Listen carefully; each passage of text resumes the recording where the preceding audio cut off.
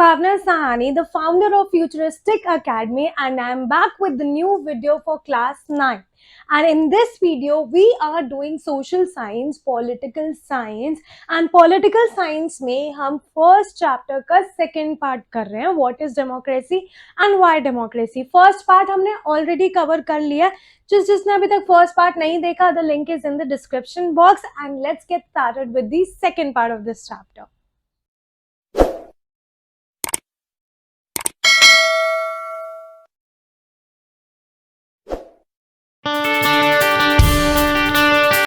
So in this video, we are starting the features of democracy. Features of democracy हम already cover कर चुके हैं. हमने 4 features पढ़े थे democracy के, and उन features के साथ अब हम कुछ countries की case studies पढ़ेंगे, and we will decide कि whether those countries are democratic or not. तो हम decide करने वाले हैं उनके features देखे कि क्या वो country democratic है या नहीं है. All right, so हम चारों feature बहुत अच्छे से करने वाले हैं. So let's get started with the first feature. तो जो हमारा डेमोक्रेसी का फर्स्ट फीचर है वो ये बोलता है कि फाइनल डिसीजन मेकिंग पावर जो है वो उन लोगों के हाथ में जिन लोगों को हम लोगों ने इलेक्ट किया है, those people who are elected by the people. So the final decision making power rests with those people who are elected by us, right? So in a democracy, final decision making power must rest with those who are elected by the people. तो अब मैं आपको पाकिस्तान की case study बताती हूँ, and after that we will decide कि पाकिस्तान एक democratic country है या नॉन डेमोक्रेटिक कंट्री है. अब 1991 में Pakistan was led by a military coup, ठीक है. एंड पाकिस्तान का जो लीडर था उस टाइम में मिलिट्री कूप का, वो था परवेज मुशर्रफ. अब परवेज मुशर्रफ ने क्या किया था, ही ओवरथ्रू अ डेमोक्रेटिकली इलेक्टेड गवर्नमेंट. उसने डेमोक्रेटिकली इलेक्टेड गवर्नमेंट को अपने अंडर कर लिया था और कॉन्स्टिट्यूशन को उसने बार बार अमेंड करा, एंड तब तक अमेंड करा जब तक उसने अपनी सारी पावर्स अपने फेवर में नहीं करी. लेट्स सी उसने क्या अमेंडमेंट किए कॉन्स्टिट्यूशन में. ये अमेंडमेंट्स लिखे गए हैं. सबसे पहले ही declared himself as the chief executive, मतलब उसने अपने आप को कंट्री का प्रेसिडेंट डिक्लेयर कर दिया. दूसरा, उसने पहला रूल बनाया, no one can say no to the president, if they do they are dismissed. मतलब सबको प्रेसिडेंट की बात माननी पड़ेगी, एंड अगर आप प्रेसिडेंट की बात नहीं मानोगे that means you will be dismissed, ठीक है. रूल 2 बनाया कि जो सिविलियन कैबिनेट है, सिविलियन कैबिनेट का क्या मतलब हुआ, पार्लियामेंट. जो पार्लियामेंट है it must be dominated bye national security council. Parliament को कौन डोमिनेट करेगा, पार्लियामेंट को नेशनल सिक्योरिटी काउंसिल डोमिनेट करेगी, मतलब डिफेंस डोमिनेट करेगा. और डिफेंस का लीडर कौन था ऑलरेडी हम डिस्कस कर चुके हैं, दैट इज परवेज मुशर्रफ. और रूल 3 क्या था कि जो नेशनल सिक्योरिटी काउंसिल है, जो डिफेंस है, जो आर्मी है, it will be headed by the president. तो उसका हेड कौन होगा, प्रेसिडेंट. तो बेसिकली घूम फिरा के उसने हर बार अपने आप को ही हेड बना दिया. और this was called the national legal framework. तो जो भी चेंजेस हुए थे कॉन्स्टिट्यूशन में, those changes were known as the national legal framework, ठीक है.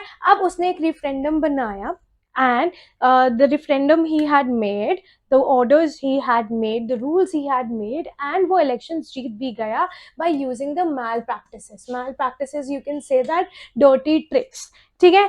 और उसने 5 year का extension जीता as a president. Now he was extended for 5 years, his powers will be extended for 5 years. उसने national government बनाई, ठीक है, नेशनल प्रोविंशियल गवर्नमेंट बनाई, and when revealed his flaws in front of international government he was made to leave the country. और जब international government को पता लगा कि भाई परवेज मुशर्रफ ये सब कर रहा है, he was forced to leave the country. तो ये जो बेसिकली रूल बनाया है मैंने, that no one can say no to the government, मतलब हमने किसकी सुननी पड़ेगी, परवेज मुशर्रफ की. उसने अपने आप को ही प्रेसिडेंट डिक्लेयर कर दिया था. उसने कहा था जो नेशनल सिक्योरिटी काउंसिल है उसका हेड भी मैं ही बनूंगा. तो can we call it democratic country? Obviously not. Yes, so it is not a democratic country because Pervez Musharraf was not elected by the people. And who was taking decision in Pakistan? Pervez Musharraf. Was he elected by us? No. Was he elected by the people? No. That means the country was a non-democratic country. तो जब international government को पता लगा कि परवेज मुशर्रफ ये सब कर रहा है, then international government forced Parvez Musharraf to leave the country, ठीक है. अब जहाँ पे भी मैंने civilian cabinet use किया word, it means central government, that is the parliament. अगर मैं national security अथॉरिटी वर्ड यहाँ पे यूज किया, that means army, provincial government use किया है मैंने, that means state government, and national legal framework is the constitution. So जो rules उसने चेंज किए थे that was the national legal framework. Alright, तो मैं फिर से एक बार इसकी केस स्टडी रिपीट कर देती हूँ कि परवेज मुशर्रफ ने अपने आप को चीफ एग्जीक्यूटिव यानी कि प्रेसिडेंट डिक्लेयर कर दिया और उसने कॉन्स्टिट्यूशन को चेंज किया. कॉन्स्टिट्यूशन को चेंज करने के बाद उसके हिसाब से ये था कि no one can say no to the president. जो आर्मी है it must be headed by the president, और जो पार्लियामेंट है it must be dominated by the army. और आर्मी का हेड कौन था? परवेज मुशर्रफ. तो अल्टीमेटली सब चीजों को रूल कौन कर रहा था? Pervez Musharraf. So can we call it a democratic country? No, we can not call it a democratic country. All right, तो बेसिकली जो फर्स्ट फीचर था उसके हिसाब से Pakistan is not a democratic country. And first feature क्या था? डिसीजन मेकिंग पावर उन लोगों के हाथ में होनी चाहिए जिन लोगों को हम लोगों ने इलेक्ट किया. All right, then come restarting again with the second feature. A democracy must be based on free and fair elections with where those electorate currently in power have a fair chance of losing. मतलब एक democratic country वो कहलाएगी जहाँ पे free and fair elections हो रहे हैं. More over जो एक इलेक्शन में जीता है उसके पास पूरा फेयर चांस है कि वो नेक्स्ट इलेक्शन में हार सकता है. अब हम इसमें केस स्टडी पढ़ेंगे चाइना की. चाइना में भी इलेक्शंस होते थे आफ्टर एवरी 5 years कंट्री की पार्लियामेंट को इलेक्ट करने के लिए, that is known as the national people's congress. ठीक है, अब जो कंट्री का प्रेसिडेंट, अब नेशनल पीपल कांग्रेस के पास पावर थी to appoint the country's president. अब इसमें कितने मेंबर्स थे? 3000 मेंबर्स. तो if you want to stand in an election, अगर चाइना में आपको इलेक्शन में खड़ा होना है, that means you need the permission. Permission किससे लेनी होती थी? चाइनीज कम्युनिस्ट पार्टी से. तो जो मेंबर्स थे चाइनीज कम्युनिस्ट पार्टी के, वो या फिर 8 अलग अलग छोटी छोटी पार्टीज थी, 8 स्मॉल पार्टीज जो चाइनीज कम्युनिस्ट पार्टी से ही कनेक्टेड थी. ठीक है, they were only allowed to participate in elections, right? So only members of the Chinese Communist Party or 8 small parties allied to it, connected to it, were allowed to contest elections जो 2002 में हुए थे. Alright, तो government is always form by communist party. उसके बाद से क्या होता था? गवर्नमेंट हमेशा कम्युनिस्ट पार्टी बनती थी. तो अब हम इससे क्या बोलेंगे? डेमोक्रेटिक कंट्री या नॉन डेमोक्रेटिक कंट्री? अब इलेक्शंस में खड़ा है तो हमें परमिशन चाहिए. ठीक है, परमिशन नहीं मिलेगी क्योंकि सिर्फ कम्युनिस्ट पार्टी के मेंबर्स को और 8 अलग अलग जो छोटी छोटी पार्टी थी जो कम्युनिस्ट पार्टी से रिलेटेड थी वो ही इलेक्शंस में खड़ी होती थी. हमेशा जीता कम्युनिस्ट पार्टी था. तो can we call it a democratic country? No, because अगर हमेशा कम्युनिस्ट पार्टी जीत रही है तो ऑब्वियसली कोई ना कोई डर्टी ट्रिक्स यूज किए जा रहे हैं, मैल प्रैक्टिसेस यूज की जा रही है टू विन दी इलेक्शन. ठीक है, तो China is therefore a non democratic country. अब हम पढ़ते हैं मेक्सिको का एग्जाम्पल. तो मेक्सिको को जब इंडिपेंडेंस मिली थी 1930, तब से इलेक्शन आफ्टर एवरी 6 years हो रहे हैं to elect the president. And 2000 से जितने भी इलेक्शंस हैं, 2000 से जितने भी अब तक इलेक्शन हुआ है, it is always won by PRI, institutional revolutionary party. ठीक है, इसकी फुल फॉर्म क्या है? Institutional revolutionary party. So can we call it a democratic country? No. Obviously dirty tricks use कर रही होगी PRI, राइट. नेक्स्ट है opposition party contest election but never manage to win. मतलब जितनी भी ऑपोजिशन पार्टी है मेक्सिको में, they are contesting election but they never manage to win, क्योंकि जो डर्टी ट्रिक्स करके ऑलरेडी PRI जीत जाती थी. तो PRI was known to use many dirty tricks. और क्या डर्टी ट्रिक्स यूज करती थी PRI? गवर्नमेंट एम्प्लॉयज को फोर्स करती थी कि तुम पार्टी की मीटिंग अटेंड करो. गवर्नमेंट स्कूल टीचर्स जो है पेरेंट्स को फोर्स करते थे कि PRI को वोट करो वरना हम तुम्हारे बच्चे को फ्लंक कर देंगे, फेल कर देंगे. ठीक है, मीडिया बहुत ज्यादा इग्नोर करती थी ऑपोजिशन पार्टीज की. Basically media largely ignore the activities of the opposition parties. ठीक है, पोलिंग बूथ्स लास्ट मिनट में शिफ्ट कर दिए जाते थे. ठीक है, and PRI spent huge money to win the elections. तो ये भी क्वेश्चन पूछा जाता है कि PRI क्या क्या डर्टी ट्रिक्स करती थी टू विन द इलेक्शन. तो बेसिकली PRI ये डर्टी ट्रिक्स करती थी टू विन द इलेक्शन. तो 2000 से लेके अब तक जितने भी इलेक्शन हुए, it is mostly one by PRI. So can we call that country a democratic country? No, because PRI हमेशा डर्टी ट्रिक्स यूज करती थी टू विन द इलेक्शन. तो अब हमने इस सेकेंड फीचर में मेक्सिको का केस स्टडी पढ़ा है, चाइना का केस स्टडी पढ़ा है, एंड दोनों ही नॉन डेमोक्रेटिक है. Alright, moving towards the next slide, next feature हमारा ये बोल रहा है कि in a democracy each adult citizen, अगर मैं एडल्ट सिटीजन की मैं बात करूं that is 18 and above, all right, each adult citizen must have one vote, और हर एक वोट की एक वैल्यू होनी चाहिए, that is equal to, we can say that one person which is like above 18 years of age or 18 years or of age, he is allowed to make one vote, और एक vote की कितनी value है, that is equal to one value, one person one vote one value.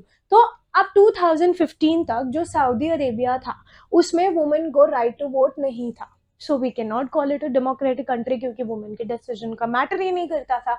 Estonia की बात करूं तो Estonia में दो तरह के लोग रहते थे, एक तो रशियन माइनॉरिटी लोग थे, जिसमें से जो जितने भी लोग थे Russian minority, they find it difficult to vote, so Estonia में Russian minority find it difficult to vote, so that is why the country is known as non democratic country. और अगर मैं फिजी की बात करूं तो फिजी में indigenous Fiji रहते थे और इंडियन फिजी रहते थे। अब जो इंडिजीनियस फिजी थी उनकी वोट की वैल्यू ज्यादा थी as compared to Indian Fiji, तो हम बोल सकते हैं यहाँ पे क्या था, इंडिजीनियस फिजी की one person one vote one value. अब इंडियन फिजी की one person one vote half value, तो दो लोगों को मिला के एक वोट हो सकता है, तो I am just giving you an example. All right, तो क्या इस्टोनिया सऊदी अरेबिया और फिजी डेमोक्रेटिक कंट्री है? नहीं, क्योंकि सऊदी अरेबिया में women were not allowed to vote until 2015।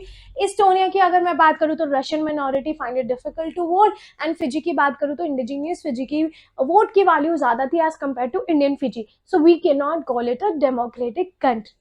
All right, then moving towards the next feature, and our next feature says that a democratic government rules within the limits set by the constitutional laws, citizen right। So जो democratic government है वो किस हिसाब से चलती है, वो constitution के हिसाब से चलती है, जो कॉन्स्टिट्यूशन में पावर्स मेंशन्ड है वो उसी पावर्स को यूज करती है, उससे ज्यादा पावर्स को यूज नहीं कर सकती डेमोक्रेटिक गवर्नमेंट, एंड सिटीजन्स के राइट भी जो है हमारे कॉन्स्टिट्यूशन में मेंशन्ड है, right. And we call it rule of law, that we our rule of law is constitution, our rules are constitution, and हम law को follow कर रहे हैं, हम constitution को follow कर रहे हैं, and we should respect our rights given by the constitution, right। अब 3 situations होती है to check कि rule of law और respect for right follow किया जा रहा है या नहीं। सबसे पहली situation आती है before election, election से पहले each person has right to vote, and each person has right to praise the party, and each person has the right to criticize the party। अगर पर्सन किसी पार्टी को criticise नहीं कर पा रहा है और किसी पार्टी को प्रेज नहीं कर रहा है, that means it is not a democratic country. Freedom of speech and right है ही नहीं, freedom of speech and expression है ही नहीं, राइट। देन इलेक्शन के टाइम पे each person has to cast one vote in free and fair manner. अगर free और फेयर मैनर में हर एक पर्सन वोट कास्ट कर रहा है, वोट दे रहा है, that means we call it a democratic country. And post election की बात करूं, मतलब पोस्ट इलेक्शन मतलब आफ्टर इलेक्शंस की बात करूं, तो हर एक वोट की वैल्यू एक होनी चाहिए, और पार्टी को इलेक्ट होने के बाद जो पार्टी ने लोगों से प्रोमिस किए उस प्रोमिस को फुलफिल करना चाहिए, राइट। अब हम कुछ केस स्टडीज देखते हैं। अब मैं जिम्बाब्वे की केस स्टडीज तुम्हें बताती हूँ। जिम्बाब्वे में को इंडिपेंडेंस मिली थी 1980 में, ठीक है। कब इंडिपेंडेंस मिली थी जिम्बाब्वे को? 1980 में। उस टाइम पे जानू पीएफ एक पॉलिटिकल पार्टी थी, उसने बहुत फ्रीडम स्ट्रगल किया, और जानू पीएफ का जो लीडर था वो था Robert Mugabe. And after independence Robert Mugabe became the new president. उसने कॉन्स्टिट्यूशन को चेंज किया और पूरा कॉन्स्टिट्यूशन अपने फेवर में कर दिया। अब उसने क्या चेंजेस किए? ही नो फ्रीडम ऑफ प्रेस, मतलब फ्रीडम ऑफ प्रेस था ही नहीं, मतलब जर्नलिस्ट क्रिटिसाइज नहीं कर सकते थे उसकी पार्टी को, किसी और पार्टी को फेवर नहीं कर सकते थे, मीडिया बिक चुकी थी। All right, so no freedom of press, okay. तो फिर दूसरा था नो राइट टू प्रोटेस्ट, किसी पर्सन के पास राइट नहीं था to protest against the government. All right, therefore no rule of law. अब हम यहाँ पे हम रूल ऑफ लॉ फॉलो कर रहे हैं, क्या हम कॉन्स्टिट्यूशन के लॉ को फॉलो कर रहे हैं? No, we are following the rule of Mugabe, क्योंकि मुगाबे ने लॉ को अपने हिसाब से चेंज कर लिया। तो हम लॉ के हिसाब से नहीं चल रहे हैं, यहाँ पे हम मुगाबे के हिसाब से चल रहे हैं, and that is why we are not respecting the rights of the people, क्योंकि हम मुगाबे के हिसाब से चलते हैं, और मुगाबे के हिसाब से लोगों के राइट्स का कोई लेना देना नहीं था, उसको सिर्फ अपने हिसाब से गवर्नमेंट चलानी थी। So there is no rule of law and no respect of right, therefore we can say that Zimbabwe was a non-democratic country. All right, then moving towards the next feature, all right, that is it, we have done the 4 features and I hope आप लोगों को ये चारों features with case study clear है. I will be making one more video on this chapter and then our chapter will be finished. And I hope आप लोगों को ये समझ आया. जिसने अभी तक part 1 नहीं देखा इस chapter का, the link is in the description box. Alright, and I will be meeting you guys super soon in my next video. Do not forget to subscribe my channel and ring the bell icon for the notification of my upcoming classes. And yes, if you need online and offline classes, you can contact on the number given below in the video. Moreover, you can reach us out on Instagram, Facebook and Telegram for the notes of this chapter. The link is in the description box. So I will be meeting you guys super soon in my next video. Bye bye everyone. A democracy must be based on free and fair elections with where those currently in power have a fair chance of losing. मतलब एक democratic country वो कहलाएगी जहाँ पे free and fair elections हो रहे हैं. More over, जो एक इलेक्शन में जीता है उसके पास पूरा फेयर चांस है कि वो नेक्स्ट इलेक्शन में हार सकता है.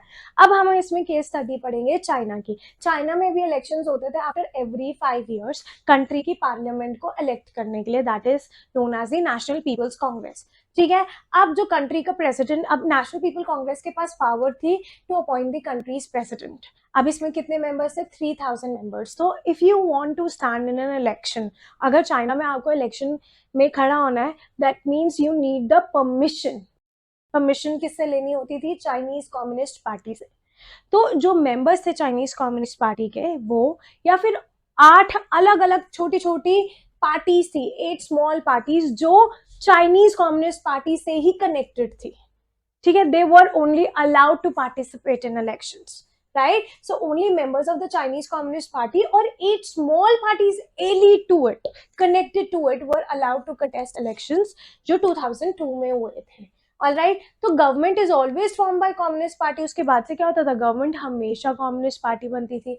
तो अब हम इसे क्या बोलेंगे? डेमोक्रेटिक कंट्री या नॉन डेमोक्रेटिक कंट्री? अब इलेक्शंस में खड़ा है तो हमें परमिशन चाहिए. ठीक है, परमिशन नहीं मिलेगी क्योंकि सिर्फ कम्युनिस्ट पार्टी के मेंबर्स को और 8 अलग अलग जो छोटी छोटी पार्टी थी जो कम्युनिस्ट पार्टी से रिलेटेड थी वो ही इलेक्शंस में खड़ी होती थी. हमेशा जीता कम्युनिस्ट पार्टी था. तो can we call it a democratic country? No, because अगर हमेशा कम्युनिस्ट पार्टी जीत रही है तो ऑब्वियसली कोई ना कोई डर्टी ट्रिक्स यूज किए जा रहे हैं, मैल प्रैक्टिसेस यूज की जा रही है टू विन द इलेक्शन. ठीक है, तो China is therefore a non democratic country. अब हम पढ़ते हैं मेक्सिको का एग्जाम्पल. तो मेक्सिको को जब इंडिपेंडेंस मिली थी 1930, तब से इलेक्शन आफ्टर एवरी 6 years हो रहे हैं to elect the president. And 2000 से जितने भी इलेक्शंस हैं, 2000 से जितने भी अब तक इलेक्शन हुआ है, it is always won by PRI, institutional revolutionary party. ठीक है, इसकी फुल फॉर्म क्या है? Institutional revolutionary party. So can we call it a democratic country? No. Obviously dirty tricks use कर रही होगी PRI, राइट. नेक्स्ट है opposition party contest election but never manage to win. मतलब जितनी भी ऑपोजिशन पार्टी है मेक्सिको में, they are contesting election but they never manage to win, क्योंकि जो डर्टी ट्रिक्स करके ऑलरेडी PRI जीत जाती थी. तो PRI was known to use many dirty tricks. और क्या डर्टी ट्रिक्स यूज करती थी PRI? गवर्नमेंट एम्प्लॉयज को फोर्स करती थी कि तुम पार्टी की मीटिंग अटेंड करो. गवर्नमेंट स्कूल टीचर्स जो है पेरेंट्स को फोर्स करते थे कि PRI को वोट करो वरना हम तुम्हारे बच्चे को फ्लंक कर देंगे, फेल कर देंगे.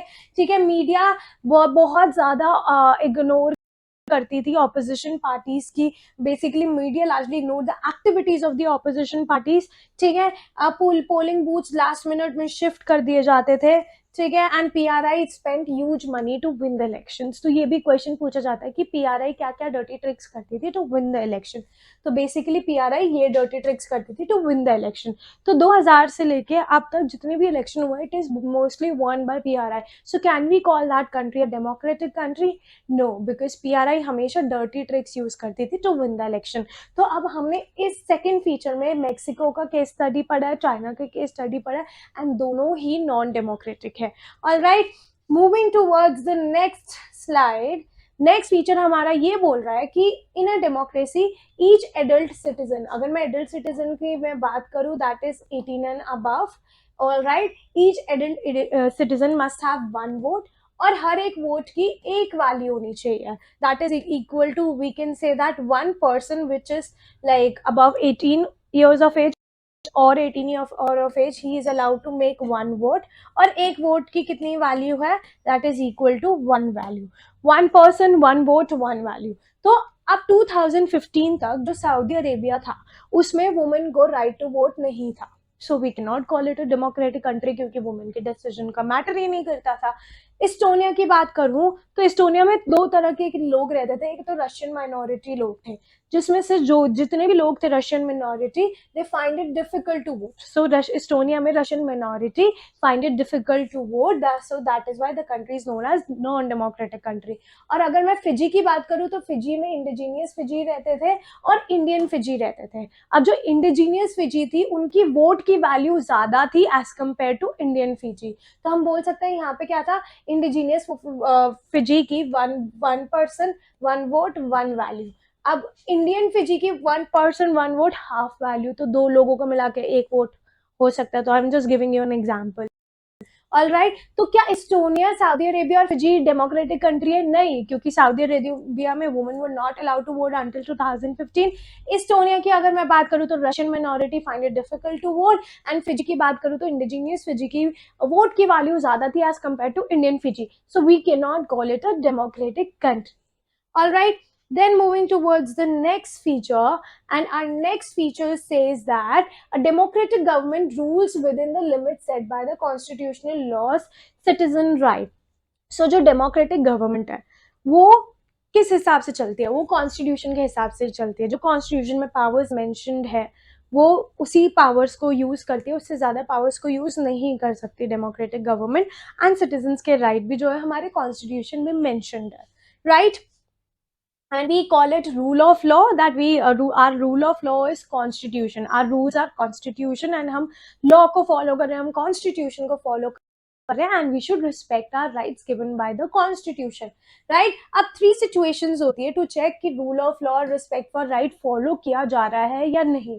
सबसे पहली situation आती है before election, election से पहले each person has right to vote, and each person has right to praise the party, and each person has the right to criticize the party। अगर person किसी पार्टी को criticize नहीं कर पा रहा और किसी पार्टी को praise नहीं कर रहा, that means it is not democratic country.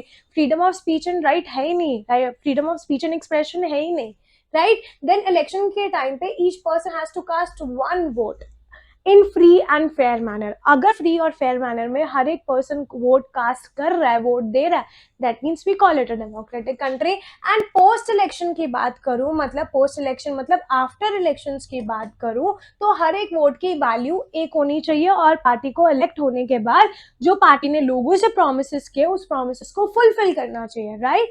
अब हम कुछ केस स्टडीज देखते हैं। अब मैं जिम्बाब्वे की केस स्टडीज तुम्हें बताती हूँ। जिम्बाब्वे में को इंडिपेंडेंस मिली थी 1980 में, ठीक है। कब इंडिपेंडेंस मिली थी जिम्बाब्वे को? 1980 में। उस टाइम पे जानू पीएफ एक पॉलिटिकल पार्टी थी, उसने बहुत फ्रीडम स्ट्रगल किया, और जानू पीएफ का जो लीडर था वो था Robert Mugabe. And after independence Robert Mugabe became the new president. उसने कॉन्स्टिट्यूशन को चेंज किया और पूरा कॉन्स्टिट्यूशन अपने फेवर में कर दिया। अब उसने क्या चेंजेस किए? ही नो फ्रीडम ऑफ प्रेस, मतलब फ्रीडम ऑफ प्रेस था ही नहीं, मतलब जर्नलिस्ट क्रिटिसाइज नहीं कर सकते थे उसकी पार्टी को, किसी और पार्टी को फेवर नहीं कर सकते थे, मीडिया बिक चुकी थी। All right, so no freedom of press, okay. तो फिर दूसरा था नो राइट टू प्रोटेस्ट, किसी पर्सन के पास राइट नहीं था to protest against the government. All right, therefore no rule of law. अब हम यहाँ पे हम रूल ऑफ लॉ फॉलो कर रहे हैं, क्या हम कॉन्स्टिट्यूशन के लॉ को फॉलो कर रहे हैं? No, we are following the rule of Mugabe, क्योंकि मुगाबे ने लॉ को अपने हिसाब से चेंज कर लिया। तो हम लॉ के हिसाब से नहीं चल रहे हैं, यहाँ पे हम मुगाबे के हिसाब से चल रहे हैं, and that is why we are not respecting the rights of the people, क्योंकि हम मुगाबे के हिसाब से चलते हैं, और मुगाबे के हिसाब से लोगों के राइट्स का कोई लेना देना नहीं था, उसको सिर्फ अपने हिसाब से गवर्नमेंट चलानी थी। So there is no rule of law and no respect of right, therefore we can say that Zimbabwe was a non-democratic country. All right, then moving towards the next feature, All right, that is it. We have done the 4 features and I hope आप लोगों को ये चारों features with case study clear है. I will be making one more video on this chapter and then our chapter will be finished. And I hope आप लोगों को ये समझ आया. जिसने अभी तक part 1 नहीं देखा इस chapter का, the link is in the description box. All right, and I will be meeting you guys super soon in my next video. Do not forget to subscribe my channel and ring the bell icon for the notification of my upcoming classes. And yes, if you need online and offline classes, you can contact on the number given below in the video. Moreover, you can reach us out on Instagram, Facebook and Telegram for the notes of these chapter. The link is in the description box. So I will be meeting you guys super soon in my next video. Bye bye everyone.